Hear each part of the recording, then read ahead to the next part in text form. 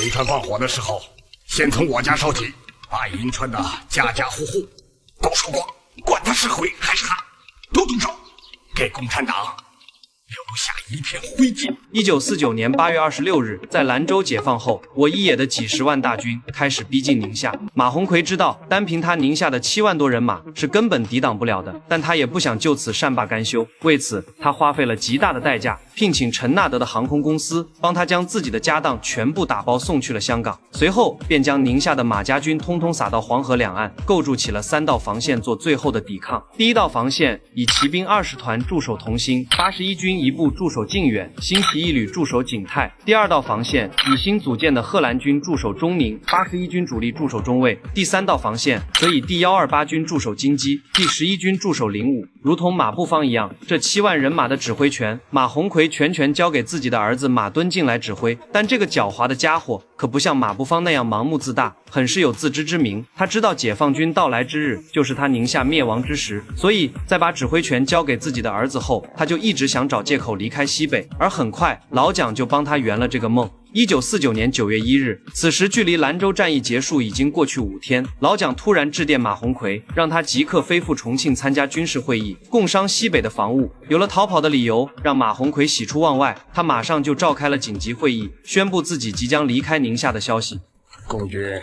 会随时打到银川，你们要挖渠放水，火烧仓库，节节抵抗。实在顶不住了，还可以进草地，或者上贺兰山打游击嘛。作为一个极致的利己主义者，马鸿逵一直视宁夏为自己的私人财产。当这份财产即将易主时，他的心态就和一些极端的人一样，宁可毁掉，也不想留给后来者。交代完所有事项后，他回望了一眼自己的将军官邸，便头也不回地登上了去机场的车。从此，这个罪大恶极的宁夏王先后逃到重庆跟台湾，最后又逃到美国洛杉矶，直至逝世依然逍遥法外。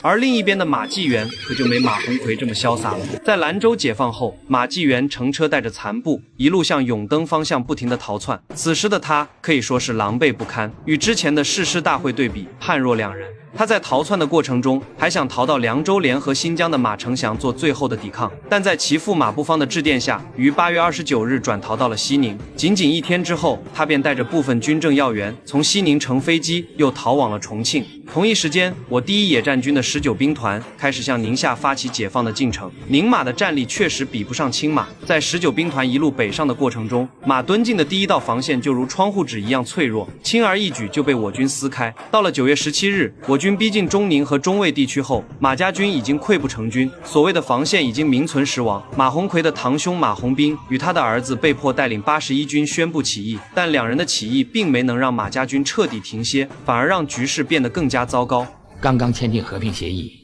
晚上就接到马鸿斌的电报，称银川已经失控，枪声四起，极度混乱，请求我们火速派兵维持。在我军势如破竹的攻势之下，见情况不妙的马敦敬于9月19日逃往机场，跟随他老爹的步伐飞抵了重庆。剩余的各个军长没了主心骨后，开始联名给毛主席和彭总发去了起义的电报。但当彭总安排杨得志前往接收起义事宜时，敌军并未做出任何实际行动。一怒之下，杨得志发布了进攻的命令。曾经强悍的马家军在我军的炮火下，如同丧家之犬，一触即溃，再也没了还手的余地。9月20日，我第64军陆续包围了金鸡、银川。21日，又进至灵武和吴中镇。到了9月26日，第19兵团正式打入银川，银川随即宣布解放。至此，宁夏战役彻底结束。如今青宁二马彻底被歼灭，西北战场便没有了可以抵抗我军的力量。仅存的2股国军，一个是河西走廊的91军和120军，另一个就是新疆的警备司令部了。但这2股力量都相当薄弱。1949年9月21日，当王震的第1兵团和许光达的第2兵团相互配合，猛插河西走廊时，敌第91军和第120军便放弃了抵抗，宣布投降。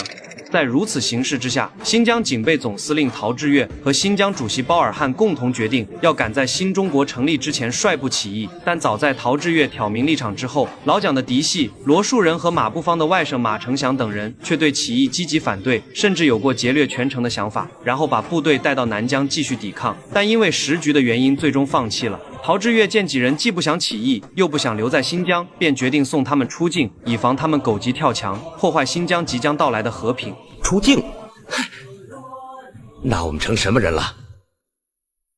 至少不是历史的罪人。最终在新疆省主席包尔汉的建议下，愿意把罗树人、马成祥、叶成三人的资产全部折换成黄金，让他们方便带离新疆，才得以快速实现新疆的和平解放。从这也能看出，陶峙岳和包尔汉是那个混乱时代真正的爱国者，他们看清了历史的大势，更看重新疆这片土地。他们明白，用金钱送走几个破坏分子，换来人民的安宁，避免生灵涂炭，这笔交易是无比划算的。9月25日，陶峙岳向全国发出了和平起义的通电。收到起义通电后，彭总立刻着手安排部队进疆的事宜。但此时的部队经过连续的作战，已经是人困马乏，缺衣少粮，唯一能带部的只有战士们的2条腿。第一兵团司令员王震建议报告中央军委，从4野调拨部分棉大衣给1野，再向3野借几百辆汽车作为入疆的保障，却遭到了彭总的拒绝。我不喜欢哭穷，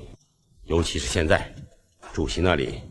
头绪已经够多的了。但自古兵马未动，粮草先行，后勤保障永远是部队作战不可缺失的部分，何况还要徒步穿越死亡沙海。彭总最终还是把情况报告给了中央，在得到物资的调拨后，一野开始做入疆前的政治动员。第一兵团的指战员们，遵照最高统帅部的命令，背负着全国人民的期望，用我们的双脚走完大西北的最后一段路程，解放大西北，统一全中国。